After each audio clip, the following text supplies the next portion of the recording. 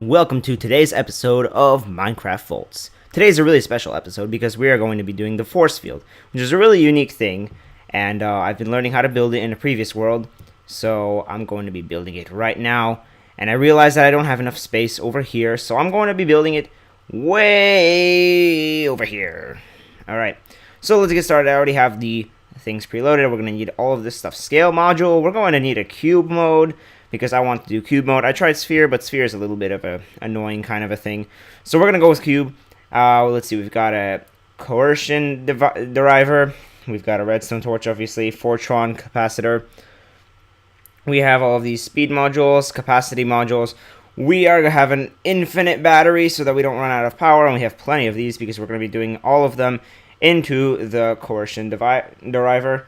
And we've got paved stone bricks just in case. So let's transfer all of this stuff and let's get started. We're going to be needing this device over here and the Fortron capacitor. We're going to start out with some batteries as well because I'm going to need several of these since I'm going to make several working models. And let's place the redstone torch right over here. That's going to power the... Hold on a minute, we forgot the most important part. We forgot to prepare a force field projector. That's right. Do I have one? I don't think I had one. Okay, that's nothing. Alright, here we go. I forgot the most important part in the force field thing. Alright, that's okay. Let's get started. Oops. Let's see, did I placed this wrong? I placed it wrong. There we go. Okay, now it's lit up.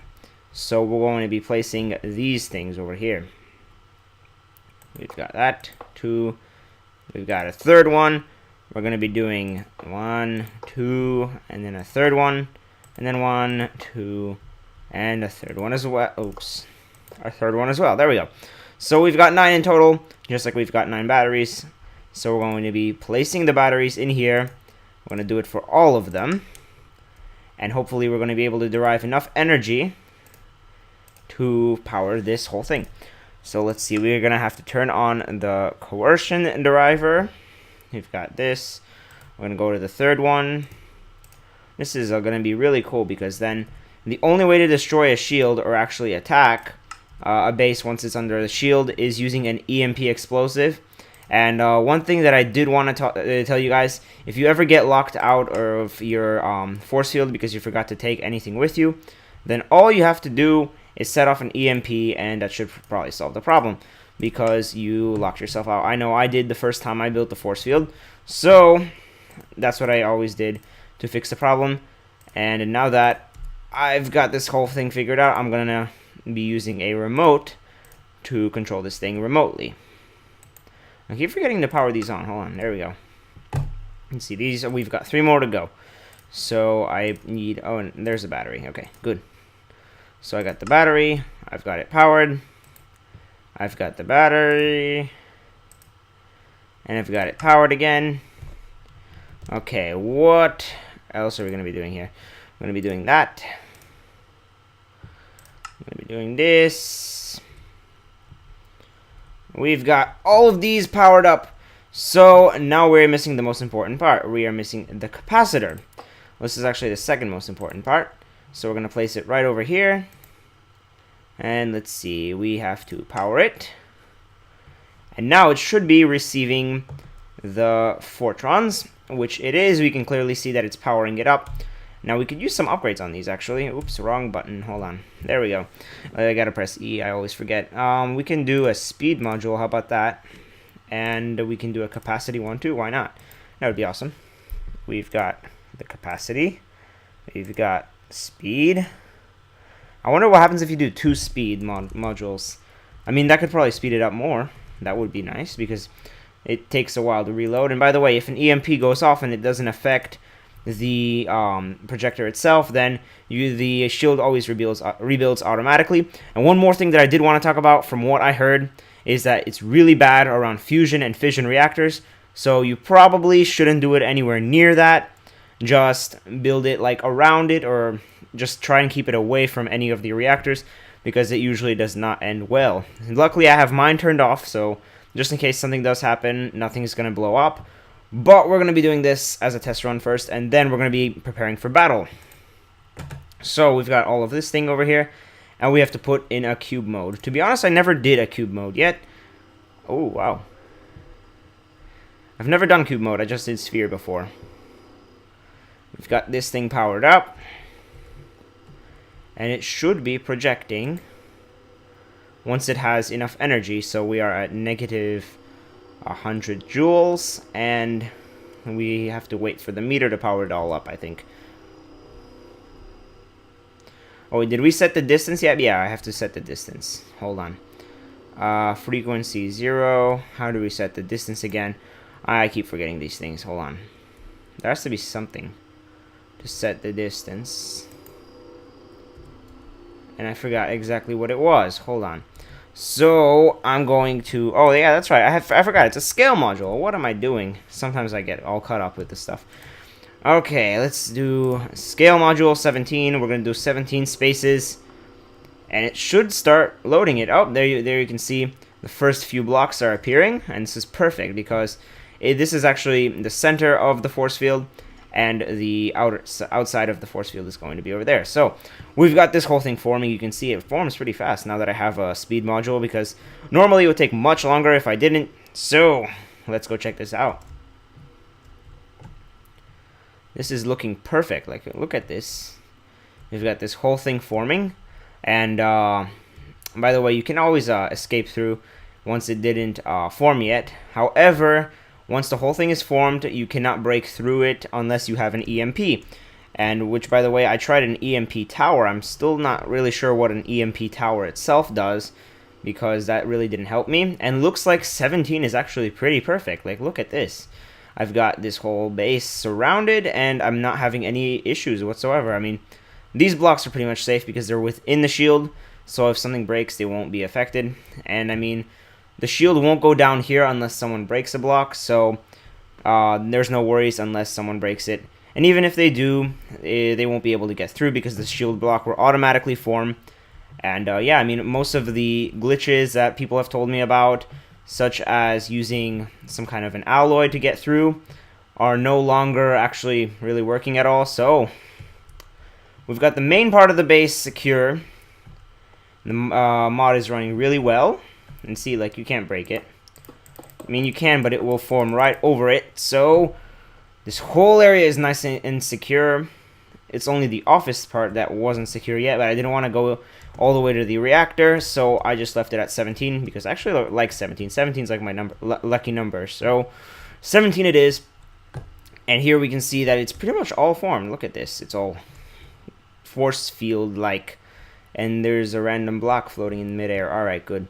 We're off to a good start. Okay, I want a torch. Oh yeah, that's right. That was from the EMP. And look at this. I destroyed the tree as well with it, because I was trying to break through. I mean, if you do place the cables, the universal cables, between the shields fast enough, then you will be able to prevent it from forming. However, you won't be able to get through because you can't get through if there is a cable, and as soon as you delete it, the whole thing goes away. So I'm not going to be doing a demonstration because I don't want to wreck my base and all of my other hard work around it, especially the trees. I don't want it to look like the nuclear wasteland that I just finished cleaning up. So instead, we're going to be doing something else. Okay guys, so we just entered a new world on the Minecraft Voltz thing, and I am at this random village that I found. This is actually a world that I used to test all of the weapons when I first started the game, and it's pretty destroyed. If you can see on the map, you can probably see the edges of the craters that I made like a long time ago. So we're going to be doing this really cool thing that I figured out about, what are they called? Yeah, there we go, Red Matter. This is a Red Matter missile. I will use it because it's more convenient than using the explosive itself. So we're going to be doing this weird thing where I send the Red Matter thing in, and of course that is very destructive. It's sort of like a black hole that kind of destroys everything in its path and makes circular, kind of like a hole over there, and it creates plenty of explosions and other stuff. It pretty much destroys anything in its path. However, you can get rid of that thing with a hypersonic missile and send it to space or Minecraft sky, whatever you call it. So we're going to be building this launch tower. I'm going to be putting the launch platform first, and of course I need a support frame in the back.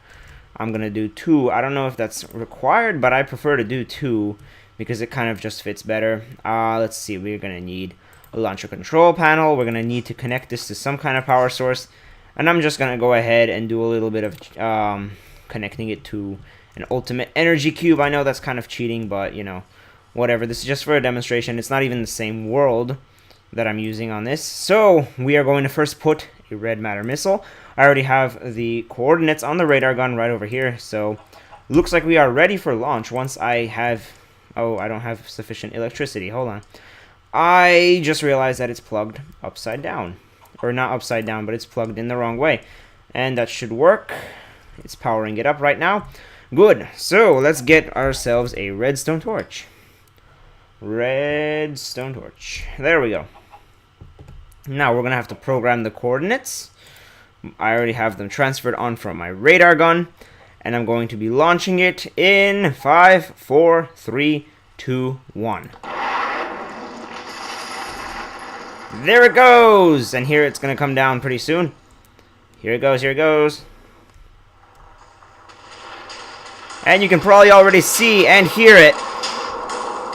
There it is, red matter.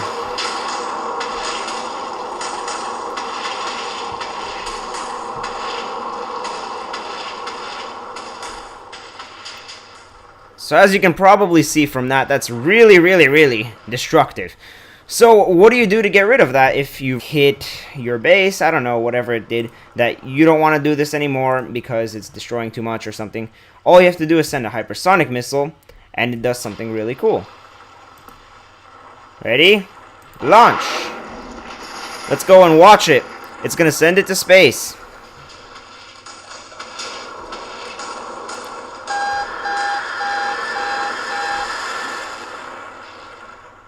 We're going to try and follow it.